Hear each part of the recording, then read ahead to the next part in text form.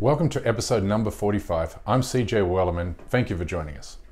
In this week's episode, I expose the hateful propaganda that sits at the heart of the newly released Bollywood film, The Kashmir Files.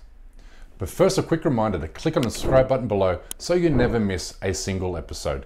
Now let's get into it. The Kashmir Files was released in cinemas throughout India and the rest of the world on Saturday. It claims to tell the story of the exodus of Hindus from the disputed territory during the 1990s. In reality, however, this so-called exodus was an evacuation, orchestrated by the Indian government. But an evacuation Hindu nationalists mischievously label a genocide today, to incite hatred against Muslims in Kashmir and Pakistan. Look, I watched the movie on Sunday, and I'm here to tell you this. This is a propaganda film that would have made Hitler's propaganda minister, Joseph Goebbels, beam with pride. Like he did here during the showing of his own propaganda film at the height of Nazi rule, as portrayed amusingly in The Inglourious Bastards. Play the clip. Fabelhaft, mein Lieber, fabelhaft. Das ist Ihr bester Film bisher. Danke, mein Führer. Danke.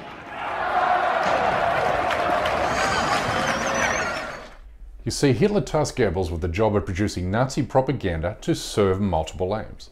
To promote German nationalism, the goals of the Nazi party and the party itself, while also demonizing the Jewish people. To that end, the Kashmir Files does exactly that, but for Hindu nationalism and India's ruling party, while laying fictitious claims to Kashmir where Muslims represent an overwhelming majority of the population. In short, this is a film that could have only been written under consultation from the world's largest terrorist organization, the RSS, a Hindu nationalist paramilitary outfit that has long disseminated propaganda about Hindus in Kashmir, with the aim of denying the indigenous population, Muslims, a right to determine their own future, a right that was promised to them by the United Nations 7 decades ago. In a moment, I will show you some clips, but here's what you need to know. Muslims are presented as bloodthirsty rapists and murderers.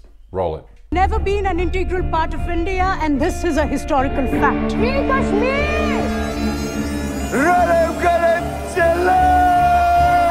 अपना धर्म बदलो, भागो या मर जाओ। कश्मीर के मसले का एक ही हल, अल जिहाद। एक ही आवाज बुलंद होगी, बच्चा बच्चा कहेगा आजादी। तो शब्दवाद से आजादी, आजादी, आजादी, आजादी, आजादी। On the flip side, however, Hindus are portrayed as hapless and defenseless victims who shun violence. Play. जाएंगे तो ये सताए हुए लोग गन से उठाएंगे सर। कश्मीरी पंडितों ने तो कभी कोई बंदूक नहीं उठाई। The film has a simple message.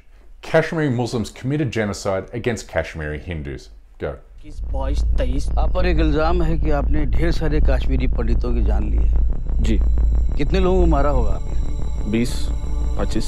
अगर वो आपसे कहते कि अपने सगे भाई को मार दो तो मार देते। और आपसे आपकी माँ को मारने के लिए कहते तो मार देते। मार देते। Unsurprisingly, the film is invoking a genocidal response against Muslims from Hindu moviegoers across India. Watch.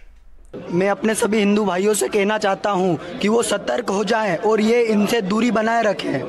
नहीं तो ये आने वाला हमारे लिए कल है। आप अभी भी टाइम है, सतर्क हो जाइए, नहीं तो ये कभी भी वार कर सकते हैं। But anybody who tries to convince you a Hindu genocide took place in Kashmir is straight up lying to your face, and for sinister political motives. You see, the United Nations provides an unambiguous definition of genocide in describing it as acts committed with intent to destroy, in whole or in part, an ethnic, racial or religious group. But nobody, not Kashmiri Muslims, not the government in Kashmir, nor Pakistan, not anybody for that matter, has ever intended to destroy, in whole or in part, Kashmiri Hindus, who represented 5% of the territory's roughly 10 million people in the 1990s. I mean, let's be clear. If a majority population of roughly 9 million people really wanted to harm a minority population of just 500,000, then this would indeed translate to genocide-level mass killings. But that's not what happened in Kashmir during the 1990s or ever. But don't take my word for it. I mean, even the Indian government produced a report saying that fewer than 220 Hindus have been killed in Kashmir since 1989. Then there's the Srinagar District Police Headquarters, which found only 89 Kashmiri Hindus have been killed during the 1990s. And then there's the Human Rights Commission, which found that of 157 people killed during the early 1990s, 120 of them were Muslim and only 37 were Hindu. But the point is this, that while every death is a tragedy, the political motivated killing of 37, 89 or 219 individuals over 3 decades does not a genocide make. Because if 37, 89 or even 219 dead Hindus equals a genocide, then what name do you give to the 100,000 Kashmiri Muslims who have been killed by Indian occupation forces since 1989? I'll tell you what you call it. You call that a genocide, especially given the Indian government has made no secret of its intent to eradicate Kashmir's Muslim population in whole or in part. And furthermore, this is a genocide that remains ongoing today, with the Indian government recently stripping Kashmir of its semi-autonomous status to put Kashmiri Muslims under the direct rule of a Nazi party-inspired Hindu fascist government, which carries out an array of human rights violations, including forced disappearances, arbitrary detentions, torture, extrajudicial murders, use of human shields, and more. And genocide is a name you give to the thousands of unmarked graves that contain the remains of unidentified young Kashmiri Muslim men and boys. Watch. That once used to define the sorrow and the loss of Kashmir's most volatile years.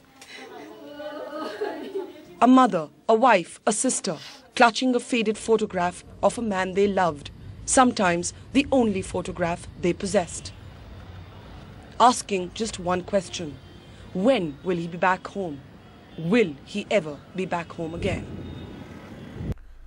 Look, nobody is denying the early 1990s were violent and tumultuous times in Kashmir for both Hindus and Muslims. But both Hindu and Muslim political leaders, politicians, police activists, and journalists were targeted for assassination during this period. And more to the point, this violence was never about Kashmiri Muslims versus Kashmiri Hindus. It was about hatred towards Indian colonial rule. It was about injustices that flowed directly from Indian military occupation, which is exactly what the producers of the Kashmir Files deliberately keep hidden from you. Instead, they pretend the militancy in Kashmir flows from so-called radical Islamic terrorism, which was why Muslims are portrayed in the film as bloodthirsty jihadists and rapists. Worse, the film aims to legitimize Indian military violence against Kashmiri Muslims, which is why the Indian government is so enthusiastically supporting the film by sponsoring advertisements for it around the world. Because it knows that if it can get American audiences to believe Hindus are the victims of radical Islamic terrorism, then it can silence US opposition to its Hindu settler colonial enterprise in Kashmir. A lesson the Modi regime has learnt well from Israel. You see, what India doesn't want you to know is that Muslims and Hindus have lived side by side as brothers and sisters for centuries in Kashmir. The same way Muslims and Christians coexist peacefully and united against Israeli occupation in the Palestinian territories. Tensions arose between Hindus and Muslims in Kashmir in the late 1980s only because RSS and then later its political wing BJP came along to weaponize communal divisions. Here's how Kashmiri Muslims really feel about their Hindu brothers. Go. My name is Mujtaba Rizvi. I'm an artist and a cultural entrepreneur based in Kashmir. About the return of our Pandit brothers to Kashmir, one thing I know for a fact is that whether it's me or my friends or the people I interact with on an everyday basis, there's no doubt that we would want them to be back here amongst ourselves, because they belong to this place. The movie's producers also want you to totally ignore this fundamental fact, that this so-called Hindu exodus took place under a governor who was appointed by the central government, which was supported by, you guessed it, BJP.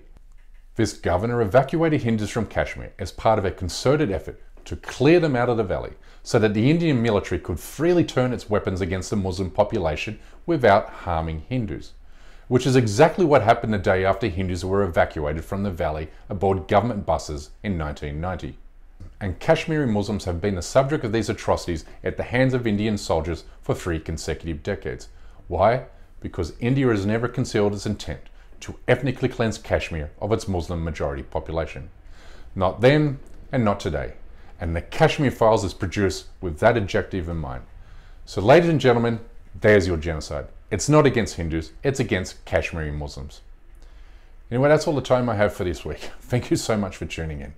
Please like and subscribe to this channel and help spread the word of your friends and family on Facebook, Twitter and Instagram. And we kindly ask you please support this endeavour by becoming a member of the show at patreon.com/CJWellerman. We can't produce, sustain and grow this show without your help, and we offer exclusive benefits to those who do. But for now, good night, good morning or good day, wherever you are, and stay blessed.